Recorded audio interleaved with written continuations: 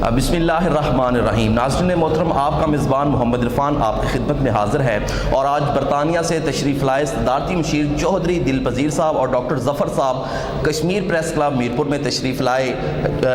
صدر سمیت دیگر باڈی کو جو ہے مبارکباد پیش کی، اس پر ان کا شکریہ بھی ادا کرتے ہیں، اور صحافتی کمیونٹی کی طرف سے ان کا جو ویلکم کیا گیا اس پہ یہ کیا کہتے ہیں؟ بسم اللہ الرحمن الرحیم۔ دیکھیں، سب سے پہلے تو میں آج اپنے ان بھائیوں کو مبارکباد دینے کے لیے آیا تھا۔ میں سمجھتا ہوں کہ صحافت کہتے ہیں جنگل میں مور ناچا تو کس نے دیکھا، صحافت کے بنا دنیا کو نہیں پتہ چلتا۔ دیکھیں، پہلے زمانے میں جب لوگ جنگلوں میں رہتے تھے اس وقت بھی کوئی نہ کوئی نظام تھا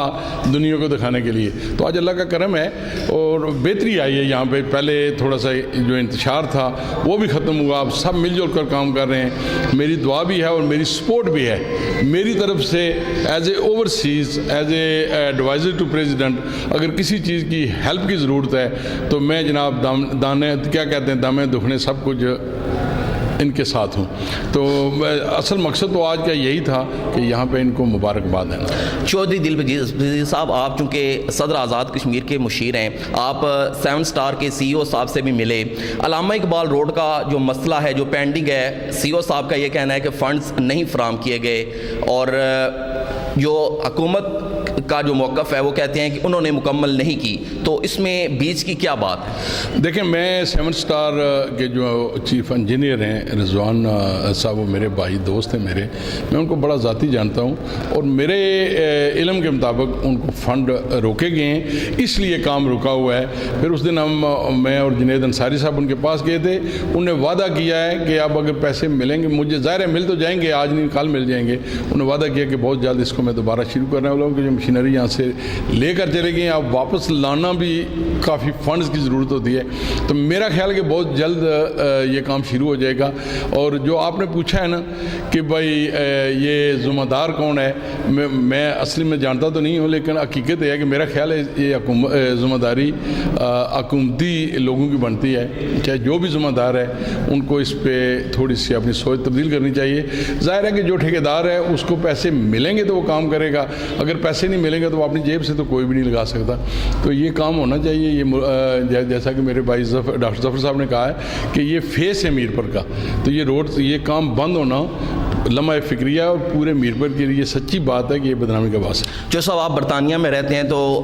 کافی ساری کشمیری کمیونٹی وہاں پر آباد ہے، جب وہ اپنے مسئلے کے لیے کسی روڈ پہ نکلتے ہیں اپنا مسئلہ کشمیر کو اجاگر کرنے کے لیے، تو کیا ان کے خلاف کوئی ایف آئی آر کی جاتی ہے؟ اگر نہیں تو آزاد کشمیر میں صدارتی آرڈیننس پاس کرنے کی کیا ضرورت پیش آئی؟ سر، ہم نے بڑے بڑے مظاہرے کیے ہیں، بلکہ بیرسٹر سلطان محمود چودھری صاحب کو اللہ تعالیٰ صحت تندرستی دے، وہ اس وقت صدر ریاست ہیں، اور وہ یعنی انہوں نے وہاں پہ میلین مارچ بھی کیے اور کئی ہزاروں کی تعداد میں، لیکن میرے کسی بھی علم میں کہیں بھی نہیں پتا کہ کہیں پہ کسی پہ کوئی ایف آئی آر ہو، بلکہ ہمارے ساتھ سکھ آ کے مل جاتے ہیں اور وہ بھی بڑی قوت کے ساتھ آتے ہیں۔ آئے دن وہاں پہ تو ڈیمونسٹریشن ہوتے ہی رہتے ہیں، ہم 10 ڈاؤننگ اسٹریٹ پر جاتے ہیں تو کم از کم 100 کے لگ بھگ علیحدہ تنظیموں کے لوگ، علیحدہ ملکوں کے لوگ وہاں پہ، بلکہ ایک فلسطین کے لیے لاکھوں کے حساب سے لوگ باہر نکلتے ہیں، لیکن کوئی کسی پہ نہ کوئی اتیاچار ہوتی ہے، نہ کسی پہ اوپر ایف آئی آر ہوتی ہے، نہ کوئی اریسٹ ہوتا ہے، نہ کسی کی بیوی اغوا ہوتی ہے، نہ کسی کے بچے کے ناخن کاٹے جاتے ہیں۔ یہ لمحہ فکریہ ہمارے لیے خدا را جو بھی کوئی اگر ہماری آواز سنتا ہے، یار اللہ کا واسطہ ہے اس ملک پہ رحم کرو، اپنے رویے چینج کرو۔ کوئی بھی میں نہیں سمجھتا کوئی اس وطن کا غدار ہے یا اس وطن کو توڑنے والا ہے، کوئی بھی ہو۔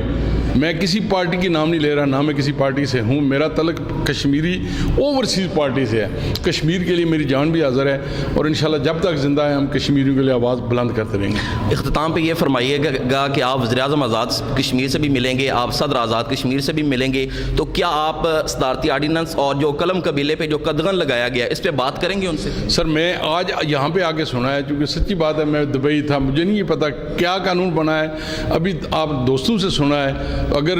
میں ابھی جا کے بریفنگ لوں گا ان دوستوں سے، اگر میں یعنی میری اوقات کے مطابق اگر میری ملاقات ہوئی تو ضرور میں ان سے بات کروں گا، آگے کرنا نہ کرنا ان کا کام ہے۔ بہت شکریہ چودھری دلپذیر صاحب۔ ڈاکٹر ظفر صاحب، یہ فرمائیے گا کہ بڑا وارملی ویلکم کیا صحافیوں نے آپ کو یہاں کشمیر پریس کلب میں، کیسا لگا؟ الحمدللہ میں نے پہلے بھی بتایا کہ ہم جس مقصد کے لیے آئے تھے وہ مقصد یہ تھا کہ پریس کلب کی رونقیں بحال ہوئی ہیں اور شاہ صاحب کا بڑا کنٹریبیوشن ہے اس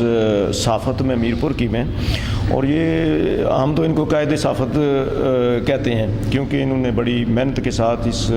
شعبے کو یہاں پہ ڈیولپ کیا ہے۔ تو الحمدللہ یہ اچھی بات ہوئی ہے کہ ایک متفقہ دوبارہ انہوں نے تنظیم کھڑی کی ہے اور ہم ان کی جان تک ہوگا مدد کریں گے۔ جی یہ تھے چودھری دل پذیر صاحب اور ڈاکٹر ظفر صاحب جو کہ برطانیہ سے تشریف لائے کشمیر پریس کلب میں، اور انہوں نے چودھری دل پذیر صاحب نے میرپور کے مختلف مسائل پہ بھی بات کی، صدارتی آرڈیننس پہ بھی بات کی، اور صحافیوں پہ بھی جو قدغن لگائی گئی اس پہ بھی بات کی۔ اپنے میزبان محمد عرفان کو اجازت دیجیے، اللہ نگہبان۔